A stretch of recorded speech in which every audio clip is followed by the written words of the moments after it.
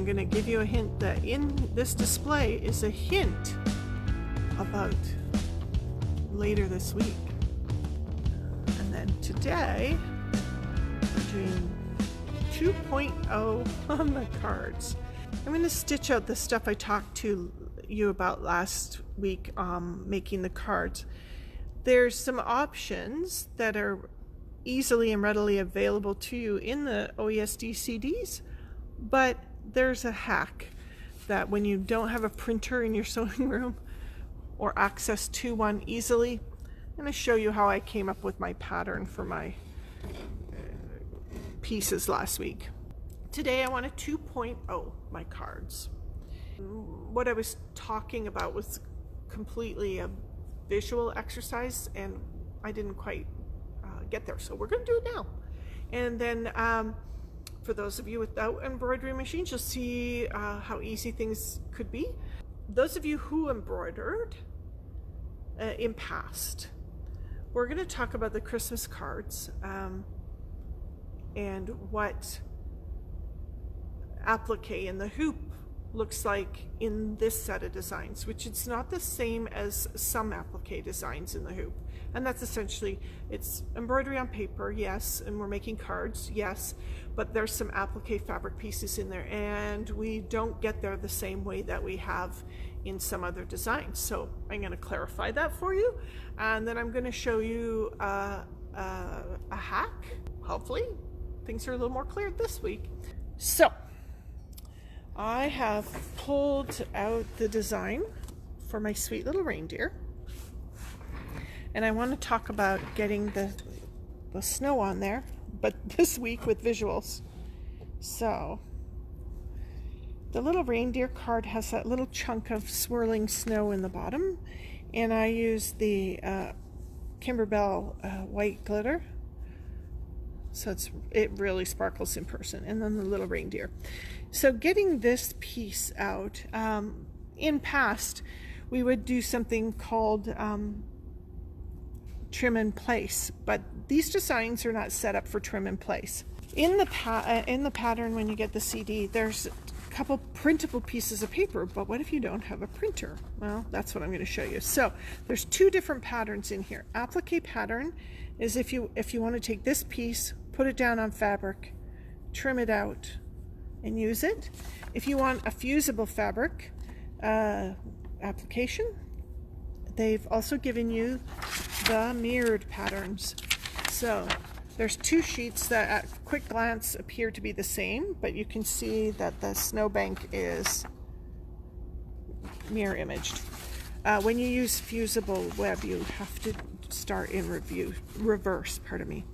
So mirrored patterns and applique patterns. So straight down, then this snow would fit in place right there. But if you're using fusible, this pattern.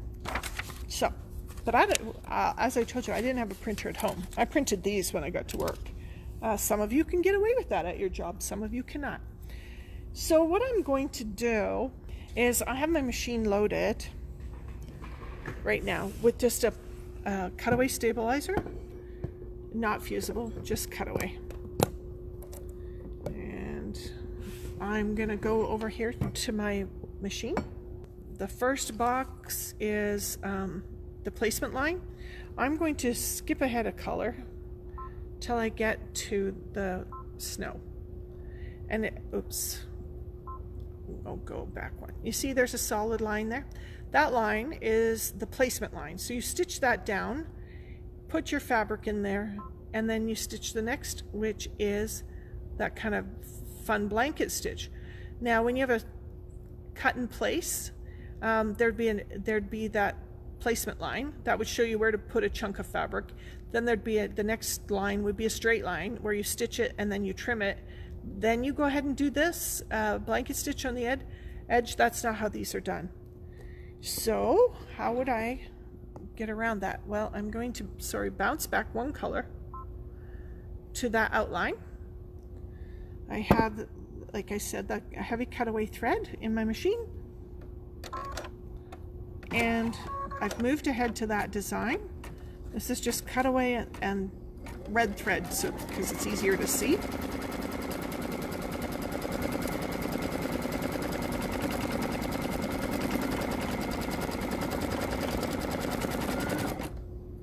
And so if this was the paper card, I would put a piece of fabric down in here, pre-cut. Well, I didn't have a printer, so I couldn't do that. So what I did for myself was exactly this. I embroidered myself a pattern. So then I would take this over to my cutting table, and then I would cut that out. And I know that down the road I have another card and it takes that star, and I don't have a pattern for the star either, but I also know that when that's in the hoop, that star stitches out up here, and if it stitches out up there, I can also stitch here. This is where some of my craziness is useful. I have pretty much 2 of every hoop. I'm doing a card in this hoop, and I'm doing my card templates in this hoop right now. So that made me very happy. So you see this kind of crazy piece here. I'm just gonna grab myself a decent pair of scissors, and I'm gonna cut that out ever so carefully.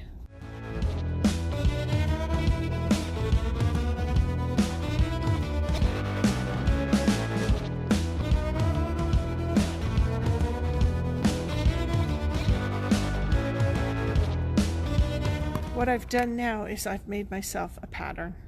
And if I want to use that Kimberbell sparkle for this card again, I can take this piece, put it right on top here, and to avoid cutting a couple, like the 2 straight lines, I like to tuck something like this right down in this corner, and then just cut this one line. You know what they say, work smart, not hard. So that's 2 straight lines I don't have to cut if I do this right. So there we go. I would cut there. I'm gonna start the card on the embroidery machine again. So in the hoop, as I said in the video last time, cutaway, plain cutaway is fine. You can lay your card in there. The sticky cutaway is a great friend here. It's a brand new roll, so that was the tape holding the roll together. It's gonna come out now. I got my handy dandy stiletto, and I'm just gonna score the outside of this a little bit, as the sticky cutaway has paper on it, and so most of the directions show you to score from the middle. I did a little bit on the outside because it'll make it easier to tear off. So I'm just going to get my stiletto under there, lift that up. You don't want to press too hard because you can cut your stabilizer. It's harder with the cutaway than it is with a tearaway, but you can still dig so deep you can tear into your cutaway. So we're just going to remove all that paper. Come on. It's super sticky, you guys. It's grabbing my stiletto. Alright, I know I need that corner gone, or it'll become part of the card later. There we go. So, see? Very sticky.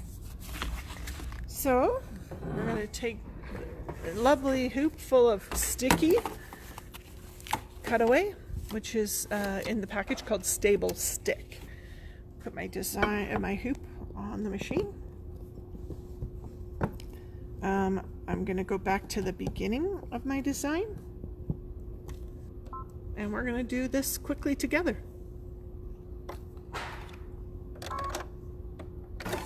So the first stitch out here is the placement line.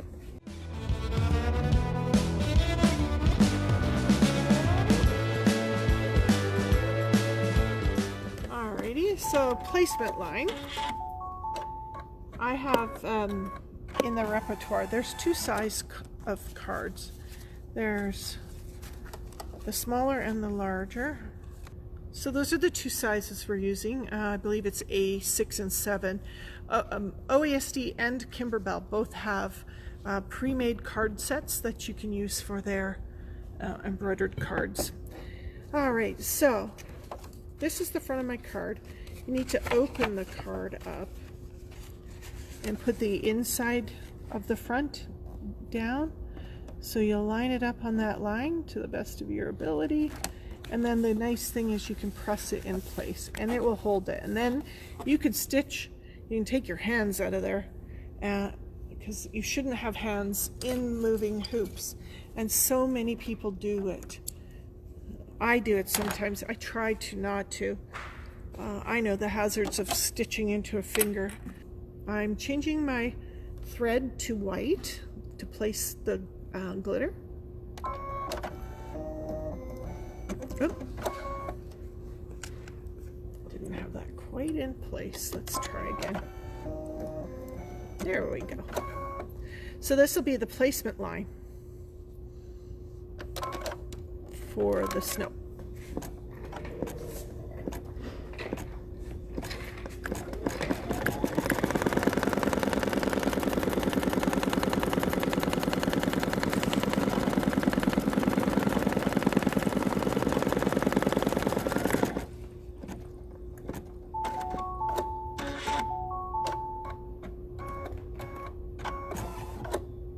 We made the pattern, and now I had to cut the pattern out of my glitter. So I'm just going to trim my glitter out using the pattern I just created in that other hooping. And then with Kimberbell glitter paper, you have to peel off the protective plastic. You don't want it to be permanent, so this is the part that makes it really stiff, but it keeps the glitter in place. And then now you can see this is much softer. Then we can put this in place with a little bit of a glue stick or some other embroidery tape.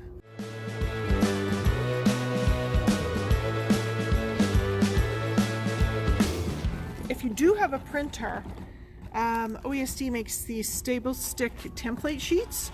You can put these in the printer instead of paper, and they're sticky on the back. So once you print your design, you can use the regular applique pattern one. I could have printed these patterns onto this template sheet, which is sticky on the back. So then I could have laid the pattern, like say this tree, down on the fabric of my choice and then cut around it exactly where it needed to be. And it would be beautiful. There's also printable fusible web for any of you who are appliqueurs. That's a lovely thing to have. I'm gonna do some stars up in the sky. They call it chrome, which is kind of a wicked blue, but you can pick whatever you want to.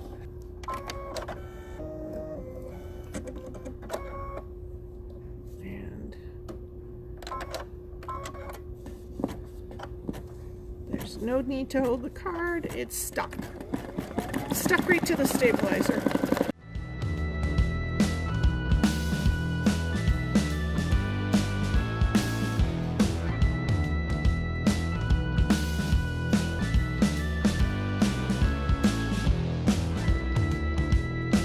So I'm going to use that red yen met thread that I used on the cards that I showed you.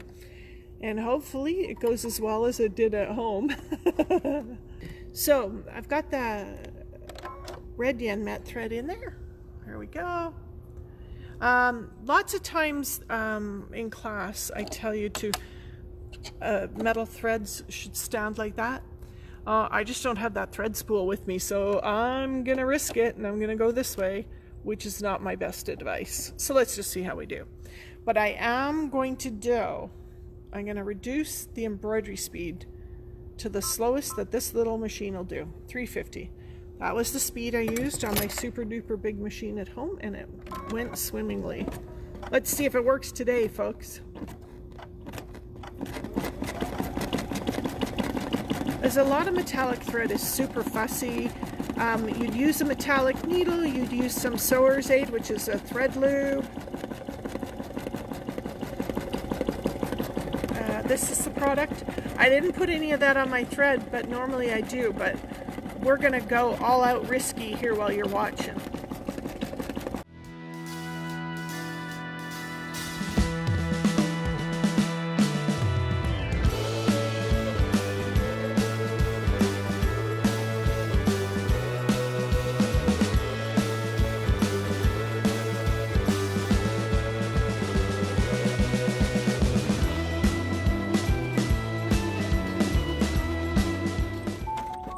Ooh, look at that, people. Even at the slowest speed.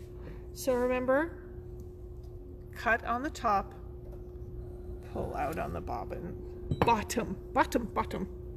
But I just want to show you something while I can here. So this stuff is sticky enough to hold this, but it's not so sticky that I can't lift it up.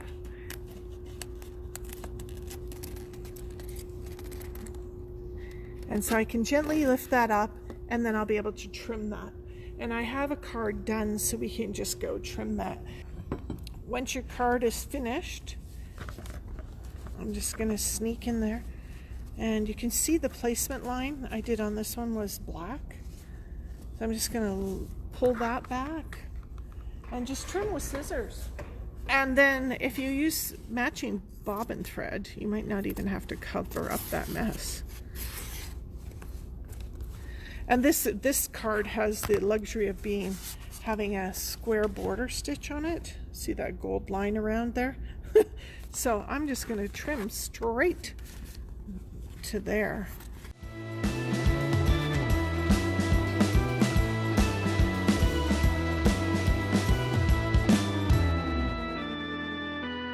And then I can fold that back the way it belongs.